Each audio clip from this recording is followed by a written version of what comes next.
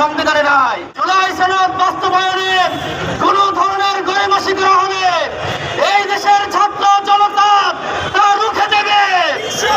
সকল ছাত্র জনতাকে সাথে নিয়ে জুলাই সনদকে বাস্তবায়ন করা হবে ইনশাআল্লাহ। আমরা লক্ষ্য করছি জুলাই সনদকে বাস্তবায়নের ক্ষেত্রে সংবিধানের দোহাই দেওয়া হচ্ছে, বলা হচ্ছে এটা তো সংবিধানে নাই। কিন্তু সংবিধানে কি 2026 সালের ফেব্রুয়ারি ইলেকশন ছিল? 2026-এ ফেব্রুয়ারি ইলেকশন কিন্তু সংবিধানে ছিল না।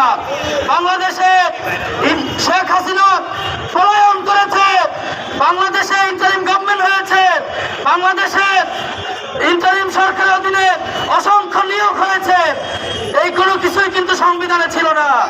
সুতরাং এই সংবিধানের দোহাই দিয়ে যারা জুলাইকে নস্যাৎ করতে চায় তারা এদেশের 18 কোটি মানুষের শত্রু। তারা একই নির্বাচনে ক্ষমতায় বসে এখন বলছে ঘুম কমিশন অধ্যাদেশ বাতিল।